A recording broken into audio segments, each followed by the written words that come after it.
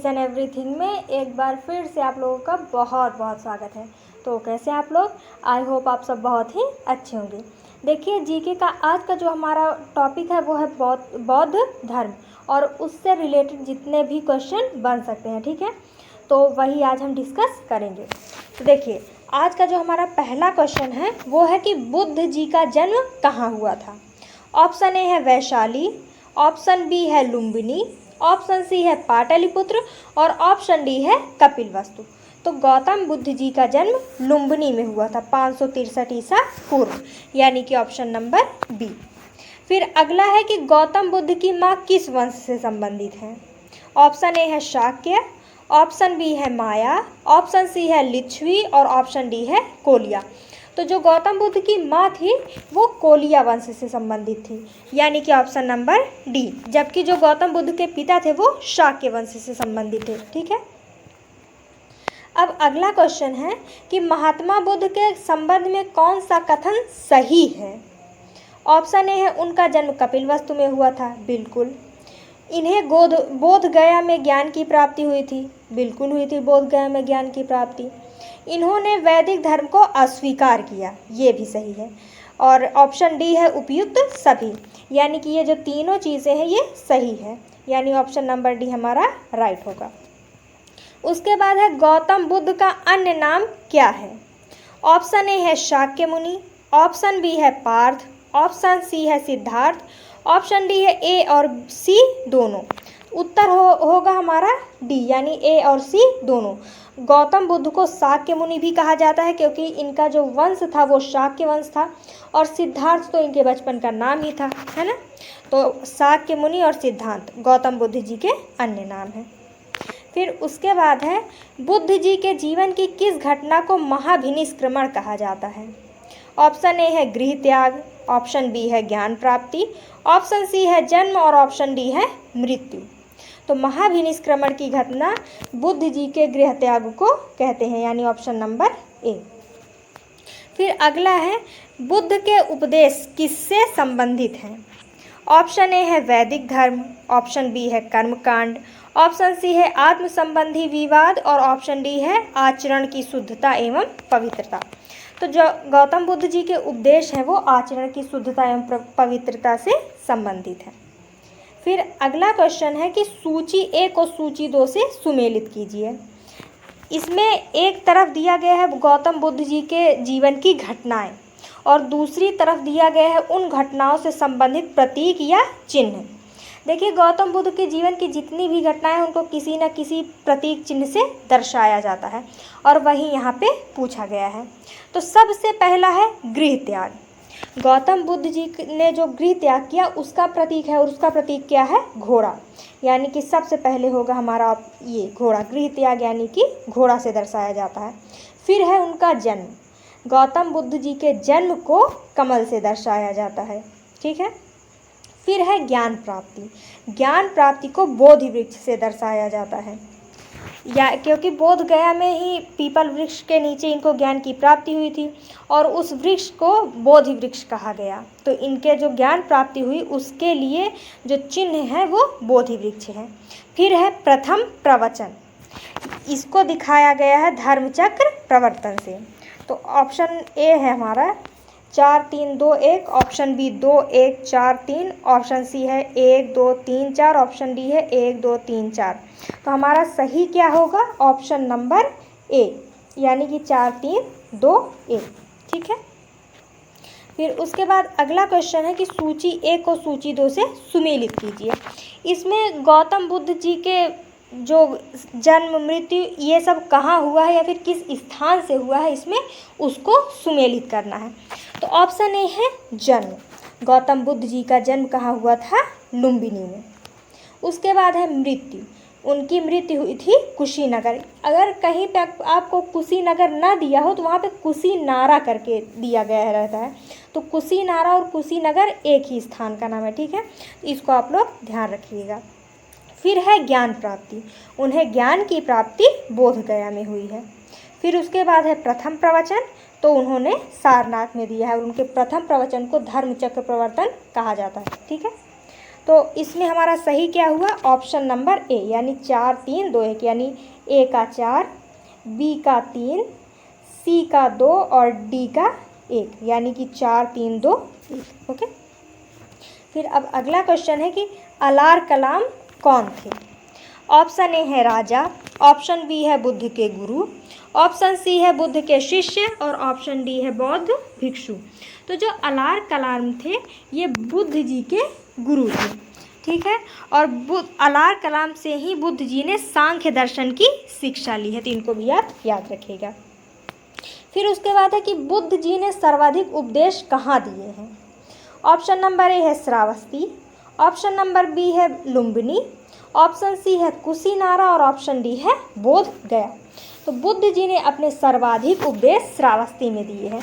इसको भी आप लोग अच्छे से याद कर सकते हैं, एक ही बार में पढ़ के देखिए। श्रावस्ती सारे यानी ढेर सारा उपदेश है ना, सर्वाधिक श्रावस्ती है ना। तो बुद्ध जी ने सर्वाधिक उपदेश कहाँ दिए हैं, तो श्रावस्ती में दिए हैं।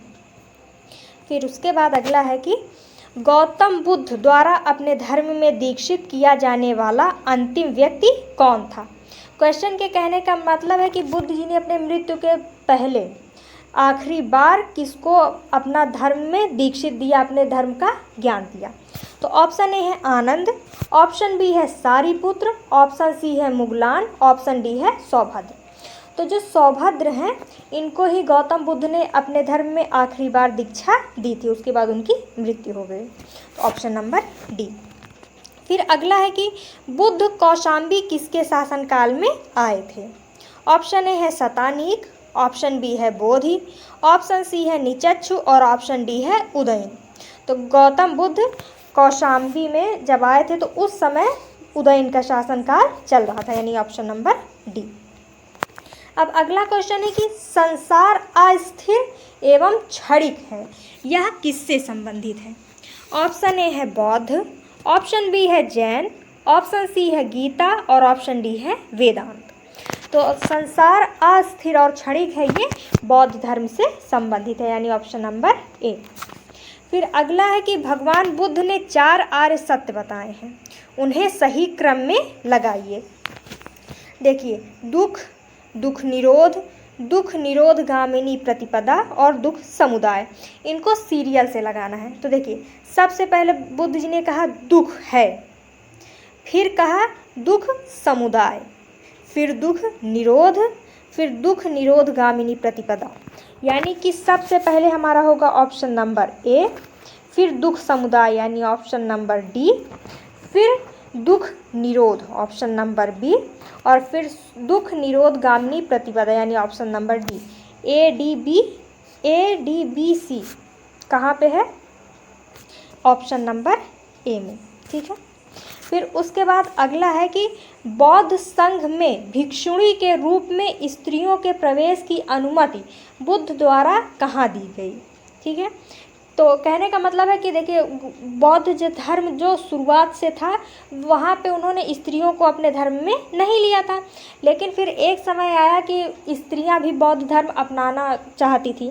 तो वही पूछा गया कि बताइए गौतम बुद्ध ने किस स्थान पर स्त्रियों को बौद्ध धर्म में प्रवेश की अनुमति दी। तो ऑप्शन नंबर ए है श्रावस्ती में, ऑप्शन नंबर बी है वैशाली में, ऑप्शन नंबर सी है राजगृह में और ऑप्शन नंबर डी है कुशीनारा में। तो वैशाली में ही गौतम बुद्ध ने स्त्रियों को बौद्ध संघ में प्रवेश की अनुमति दी थी, ठीक है।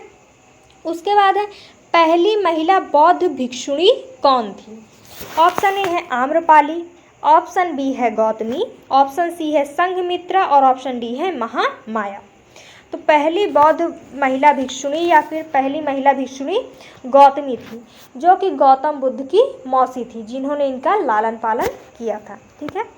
अब अगला क्वेश्चन है कि चैत्र और विहार किसे कहते हैं। ऑप्शन ए है विहार पूजा स्थल व चैत्य निवास स्थल, ऑप्शन बी है चैत्य पूजा स्थल और विहार निवास स्थल, ऑप्शन सी है चैत्य गुफा और विहार निवास स्थल और ऑप्शन डी है इनमें से कोई नहीं। तो उत्तर होगा हमारा ऑप्शन नंबर बी, यानी कि जो चैत्य है वो पूजा स्थल है, बौद्ध धर्म के जो पूजा स्थल होते हैं उनको चैत्य बोला जाता है।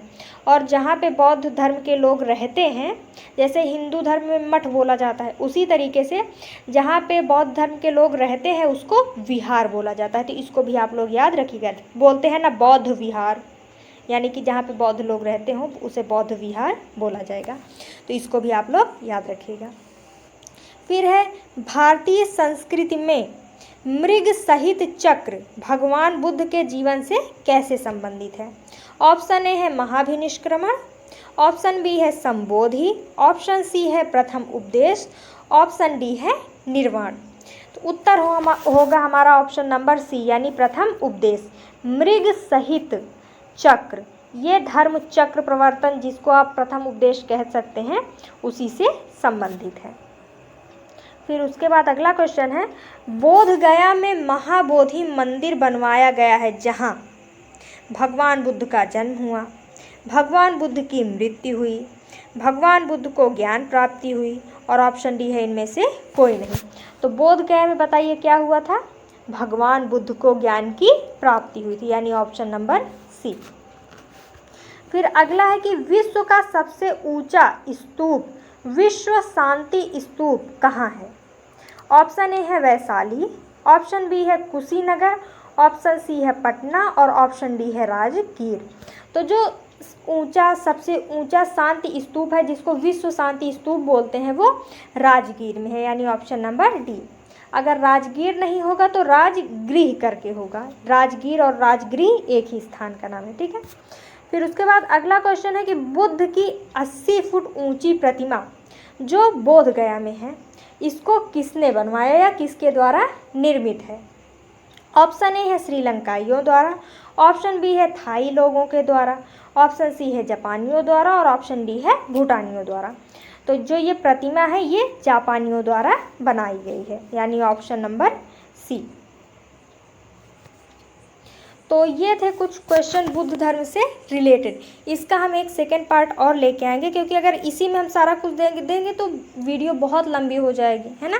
तो आप लोग इतने को तैयार कीजिए, फिर नेक्स्ट वीडियो में हम बुद्ध धर्म से रिलेटेड और भी क्वेश्चन लेके आएंगे। तो आई होप कि आपको वीडियो पसंद आएगी। मिलते हैं नेक्स्ट वीडियो में। Thank you.